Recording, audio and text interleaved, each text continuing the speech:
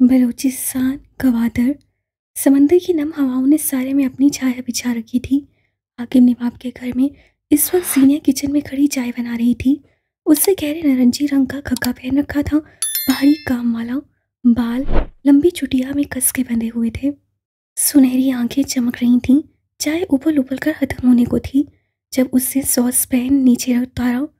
वो दुनिया जहाँ की खाने बना सकती थी लेकिन चाय नहीं। वो इतनी बुरी चाय बनाती थी जिससे पीकर खुद ही थूक दे। ये कूंज का टैलेंट था जिसकी चाय हर आने जाने वाले को पसंद थी। लेकिन बशर की चाय की दीवानगी और अपना काम करवाने के लिए आज सीनिया को ये काम भी अपने सर लेना पड़ा। चाय बनाकर ट्रे में रखी, सर पे दुपट्टा अच्छे से जमाया। अब वो तैयार थी। पुरितमाद कदम उठाती वो बशर के कमरे की तरफ जा रही थी। दरवाजे के बाहर रुककर उससे दस्तक दी और फिर जवाब का इंतजार किए बगैर अंदर चली आई। ये कमरा काफ़ी बड़ा था। कमरे के एक कोने में डबल बेड था और उसके सामने वाली दीवार के साथ अलमारी रखी थी। एक जानिब लंबे लंबे बड़े बड़े स्पीकर्स रखे थे जो शायद किसी दौर में चलाए गए हों। कमरे के एक कोने में मेज़ और कुर्सी रखी थी जिस पे बैठकर बशर अपना काम किया करता था। सीनिया को कमरे में देखकर उससे कोई सवाल नहीं किया। वो ऐसा ही था। शाज़ और नासर ही अपनी आवाज़ सुना था। सीनिया ने बेड की साइड टेबल पे चाय का कप रखा और वो बशर के सामने बैठ गई। उसके चेहरे पे कोई खौफ परेशानी कुछ नहीं था। बशर अपने लैपटॉप पे फिल्म देखता रहा। सीनिया खामोशी से बैठी उसका चेहरा तकती रही। आह, कोई इस आदमी को बताए कि बोलने से सेल ज़ाया नहीं होते। अदा भाई, मुझे एक बात करनी थी। बशर ने अब की नसें उठाकर उसे देखा। बोला अब भी कुछ नहीं।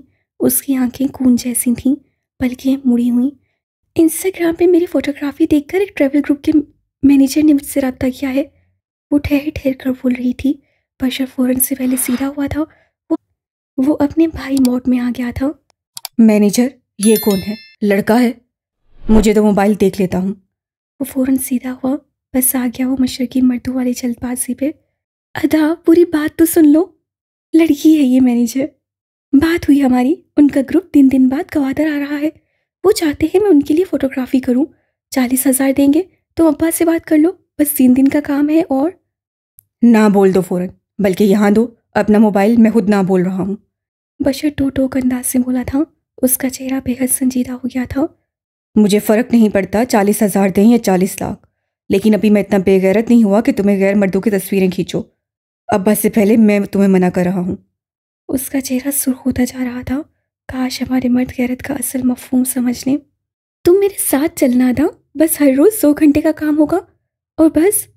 मुझे पैसों की ज़रूरत है अदा। बात को समझो। सीनिया अब जोर देकर कह रही थी।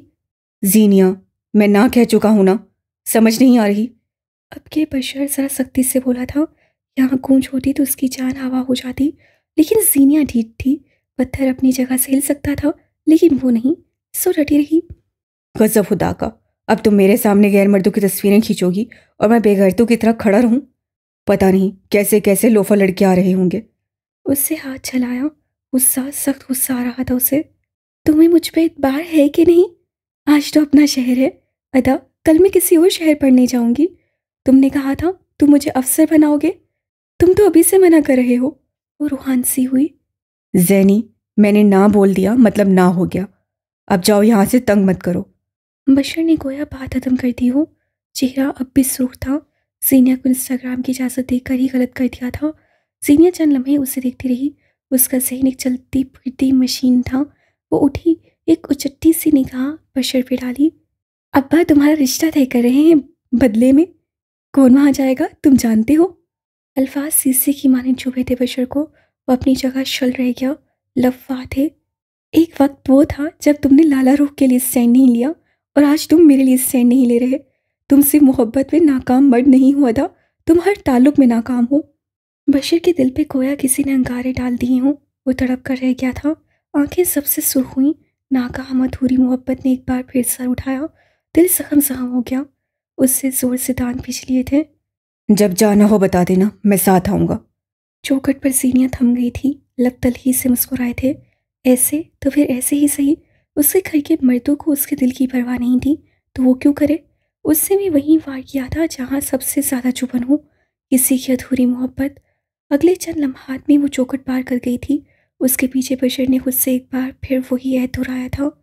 1000 बार मौका आएगा तो मैं 1000 बार उसके लिए स्टैंड नहीं लूँगा। अगर मैं उसके लिए खड़ा हो जाता तो वो ढह जाती। उससे आंखें बंद कर ली। शायद उसे ढेर सारा रोना था, शायद सब करना था। वो कहाँ कुछ बताता था। इस्लामाबाद। बेड के साथ जुड़कर बैठा गैस सही दामन था। वो अब तक शौक था, अब तक माजी में था। आग के भड़कते गोले, लाशें, खून, उसका खानदान सब आंखों के सामने घूम रहा था। घुटने सीने से लगाए बैठा वो अलग दुनिया में था। उसी लम्हे, ऐन उसी लम्हे मेहंदी के जिस्म में जंबिश हुई थी।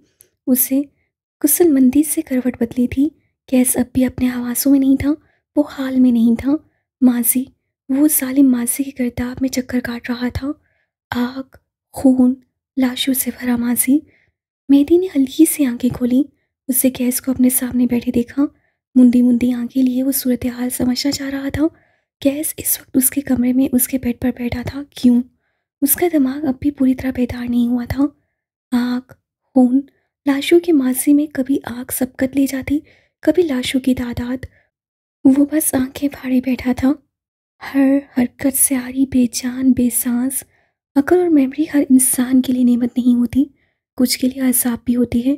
यकीन ना आए तो गैस को देखो, वो जिसे आज भी अपने खानदान की मौत एक फिल्म की मानिंद याद थी, 1000 दफ़ा देखी हुई फिल्म की मानिंद।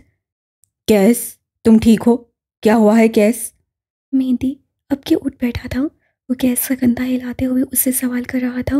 माजी सच दिखाता आईना चनाके से टूटा था। गैस से बेख्तियार चुरचुरी थी। उसे हाल में वापस लाया जा चुका था। उसके चेहरे पे ढेर सारी वहशत थी। वो शौक था। वो बड़ी बड़ी आंखों से मेहंदी को देख रहा था।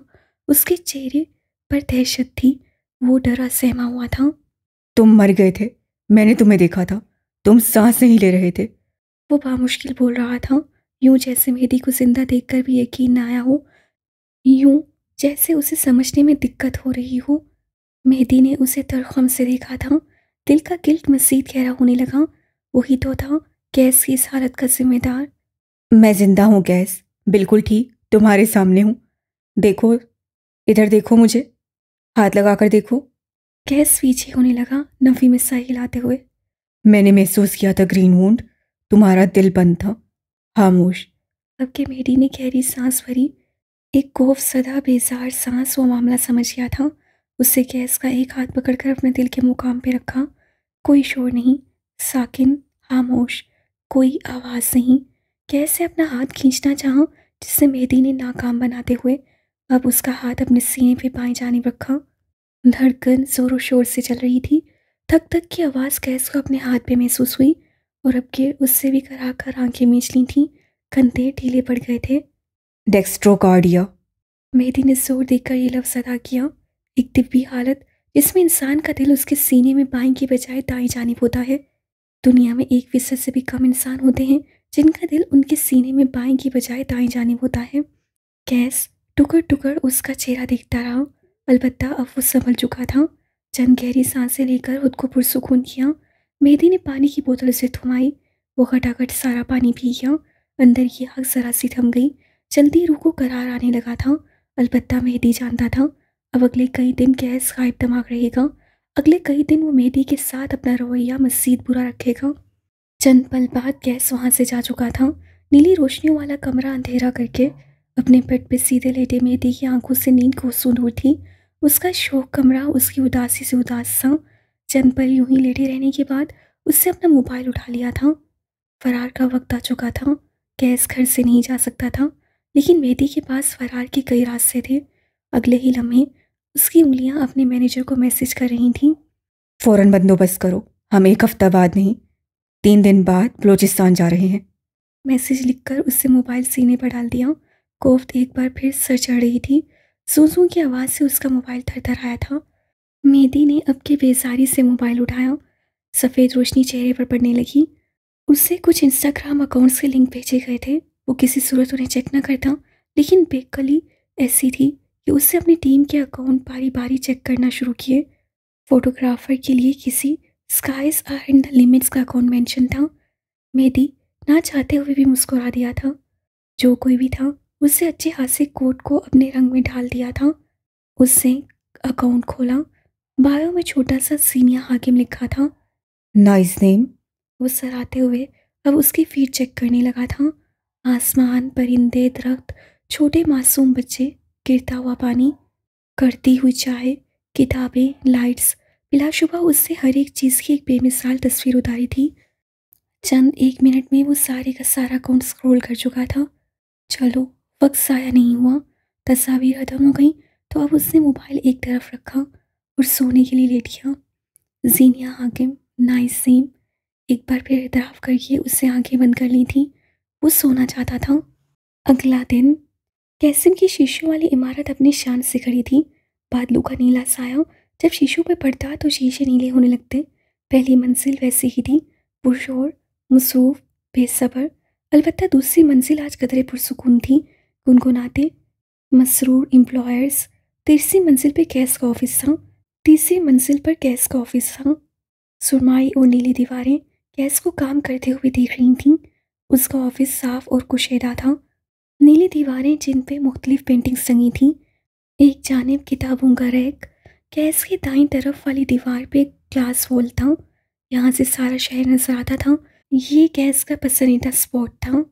वो सफ़ेद ड्रेस शर्ट में मलबूस था। कोट स्टैंड पे लटका रखा था।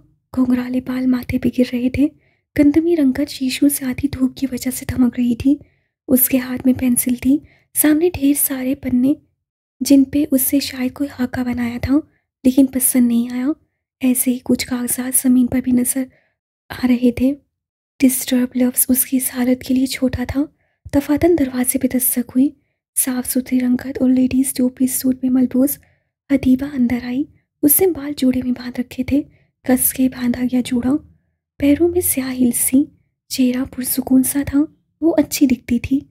बराक सर आए हैं बॉस, आपसे मिलना चाहते हैं। कम से कम इंसान ऐसे मशीनी अंदाज में नहीं बोलते होंगे। अगर वो अंदर आया तो तुम फायर्ड हो। कैसे सर नहीं उठाया।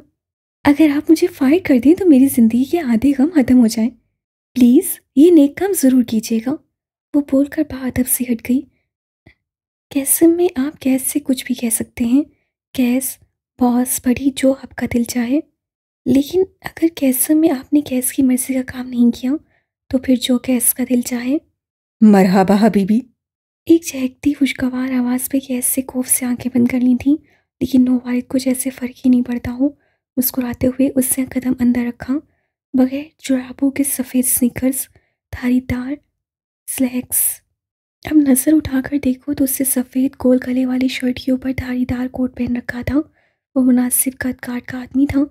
रंगत सांवली थी, गहरी सांवली, बाल स्याह सीधे। उसकी आंखें अरबी थीं। वो आधा अरब था। उसकी माँ अरब थी और बाप पाकिस्तानी। तुमसे मिले सदियां बीत गई थी, सो मैंने सोचा मुलाकात का सद्दे पाप किया जाए। उसके लहजे में अरबी अंसर आया था। शायद उससे ज़िंदगी का ज़्यादा हिस्सा माँ के साथ गुजारा था। गैस से गहरी सांस सारी छी। पेंसिल को टेबल पे रखा और आंखें बराक के चेहरे पे गाड़ी दी। रूसी कहावत है, मुलाकात की दो ही शर्तें होती हैं, खून मिलता हो या फिर ख्यालात। क्या पता हमारा खून मिलता हो। बराक जानबूझकर पुरसरार हुआ। गैस मुस्कुराकर मेज से आगे को हुआ। मेरे खानदान में तुम्हें पैदा करने जैसी गलती कोई नहीं कर सकता, यकीन है मुझे। बराक ने उसकी बात का बुरा नहीं मनाया। वो मेज़ के पार दूसरी कुर्सी पे आकर बैठा, चेहरा हथेली पे गिराया। अगर तुम मुझसे ऐसी दिल दुखाने वाली बातें करोगे तो मेरा दिल जख्मी हो जाएगा और फिर मेरी 10 गर्लफ्रेंड्स मिलकर भी मेरी चाराजोई नहीं कर सकेंगी। वो आधा अरब था, आधा पाकिस्तानी था, लेकिन लड़कियों के मामले में पूरा अंग्रेज था। चंद दिन कबल तक तो तुम्हारी 11 गर्लफ्रेंड्स थीं। गैस कागज समेटते हुए बोला था। बराक ने कंधे झटके। एक से ब्रेकअप हो गया। उससे मेरे विसल ब्लोअर वाले हैशटैग को ज्वाइन नहीं किया, तभी उसी लम्हे मुझे इल्हाम हो गया, जो लड़की आपका हैशटैग आगे नहीं बढ़ा सकती वो आपके साथ कैसे आगे बढ़ेगी। ब्रेकअप की ये वजह हासी फालतू और बेकार है तुम्हारी तरह। गैस अब लैपटॉप को अपने सामने कर चुका था। साफ इशारा था कि वो मसरूफ़ है। ये फालतू और बेकार नहीं बल्कि डिजिटल और यूनिक वजह है, बिल्कुल मेरी तरह। सुबह सुबह कैसे मैं अपने मनहूस कदम रखने की वजह बताओ बराक हनीफ। कैसे नागावारी से टोका था। लैपटॉप की स्क्रीन पे चंद तस्वीर उभर रही थी। मेहदी की यूनान की सियाहत की तस्वीर। जाने वो क्या ढूंढ रहा था। चंद दिन कबल तुमने मुझसे एक फेवर ली थी, यकीनन तुम्हारा जोड़ जोड़ मेरे एहसान में डूबा होगा। कंधे उस बोझ से थक रहे होंगे। सो अब मैं तुम्हारे कंधों से बोझ कम करने आया हूँ। कितना ख्याल है ना मुझे लोगों का। उसका बस नहीं चलता था कि अपनी तारीफ करते करते यहीं दम तोड़ दे। काम बोलो। कैस तस्वीर को देखते हुए बोल रहा था। मेहदी के आसपास बस उसके दोस्त थे, उसकी टीम थी और चंद स्याह। कहीं भी कुछ भी काबिले गौर नहीं लग रहा था। तुम्हारी एम्प्लॉयर मारिया जफर, वो BQ प्रोजेक्ट में हमारे साथ काम करेगी।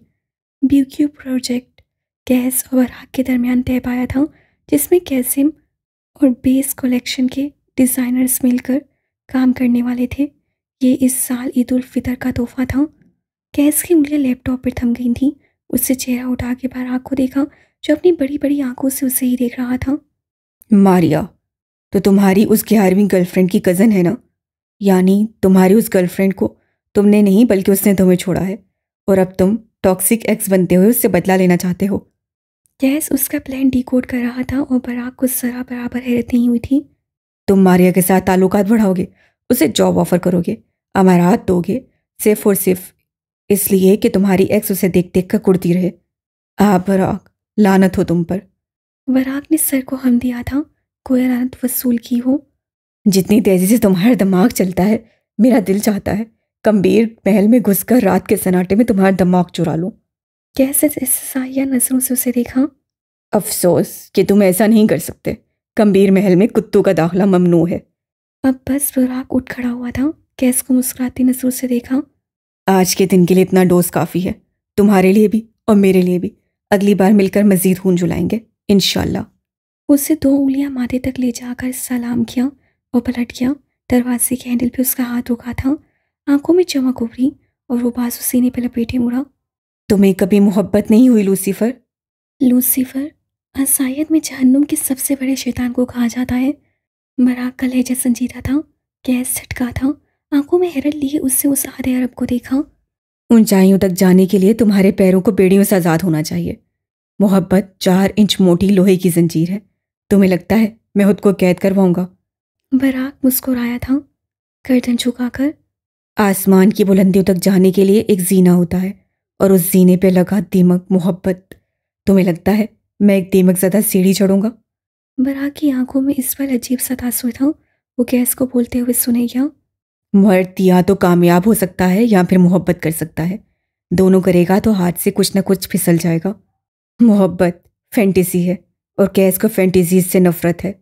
आखिर में उसका लहजा बेसार हो गया था। बराक ने लंबी गहरी सांस ली। अगर तुमने मोहब्बत की होती तो तुम जानते कि मर्द का किसी औरत के पास बार बार जाना और अच्छे बुरे तरीके अपनाकर उसे हासिल करना टॉक्सिसिटी नहीं, मोहब्बत है। बोलकर वो दरवाज़ा खोलकर बाहर निकल गया था। कैसे सजाया से सर झटका। मोहब्बत माय फुट। नीली दीवारों ने उसके साथ सर झटका था। बलूचिस्तान। ये एक गवर्नमेंट गर्ल्स कॉलेज का मंजर था। आधी छुट्टी का वक्त था। ग्राउंड में बिछी घास में लड़कियां टोलियां बनाए बैठी थीं। कोई किताब में सर दिए हुए थी, कोई महफिल लगा रही थी, कोई हाथ में खाने पीने के सामान लिए बैठी थी। एक ऐसी ही टोली में कूंज भी बैठी थी, हाथ में लेस का पैकेट थामे और एक हाथ में अपना प्रैक्टिकल लिए। उसके साथ 3 लड़कियां बैठी थीं, उसकी बचपन की दोस्त से। कूंज अपने नाम की पुकार पे उसे सर उठाकर देखा।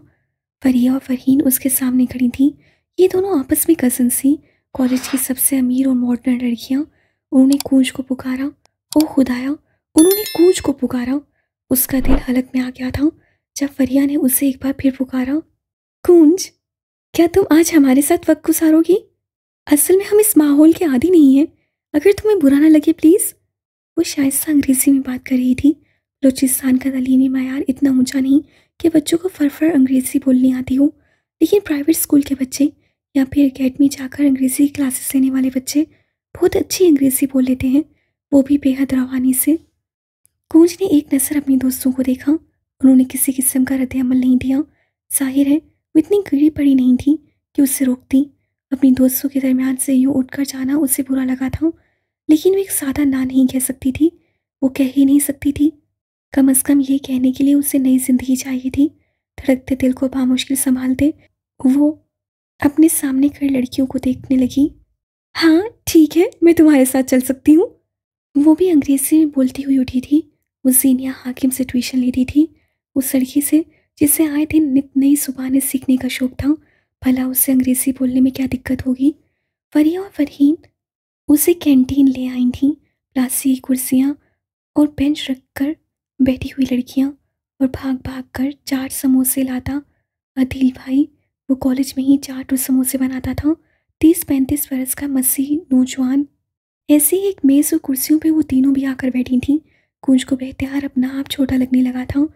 फरिया जब हाथ हिला हिला कर बात करती थी तो उसके सफ़ेद खूबसूरत हाथ देख कूंज का जी जाता था अपने हाथों को कहीं छुपा दे। सुर्ख नेल पॉलिश वाली उसकी लंबी सफ़ेद उंगलियां, उनके बड़े हुए नाखून, वो किसी टीवी की अदाकारा जैसी थी, टिप टॉप। जब फरहीन अपने सुर्ख अनार जैसे गालों पर हाथ रखती थी तो कूंज वहाँ यहाँ वहाँ देखने लगती थी। उसके फटे हुए खुश गाल उसे शर्मिंदा कर रहे थे।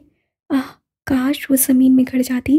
काश वो कुछ देर कबल उनको बस एक नाम बोलती थी।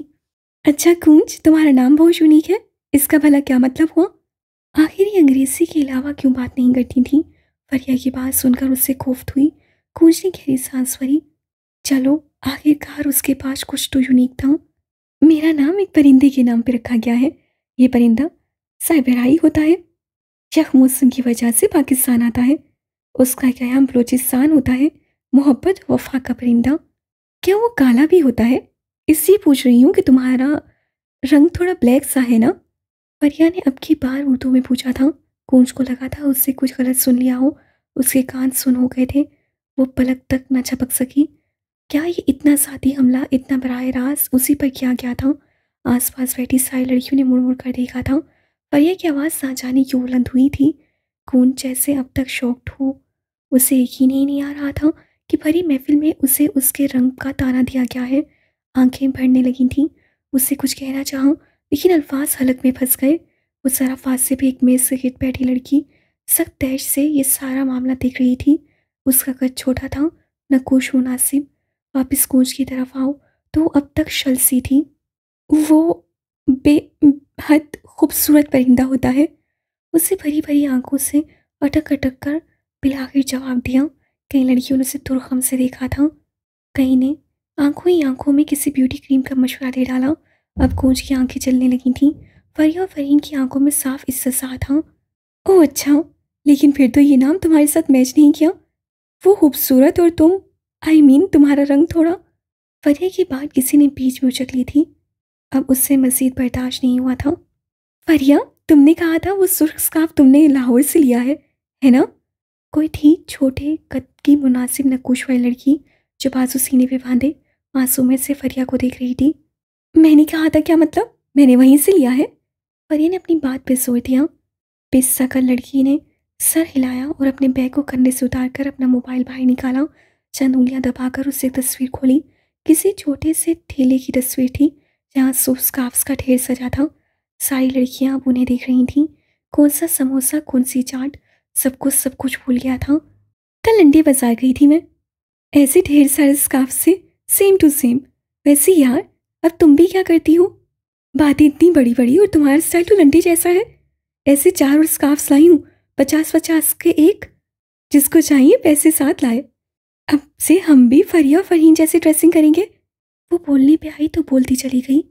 आओ कूंज, एक तुम्हारे लिए भी है। उससे कूंज को देखा एक चिताती निगाह मच में और उन 2 रईस शादियों पर डाली और आगे बढ़ गई। फरिया और फरहीन तो अब तक उसी शौक में थी कि उनके साथ हुआ क्या। उन्होंने तो कूंज को अपनी बेइज्जती का बदला लेने के लिए बुलाया था। आखिर ये लड़की कौन थी। कूंज उठ खड़ी हुई।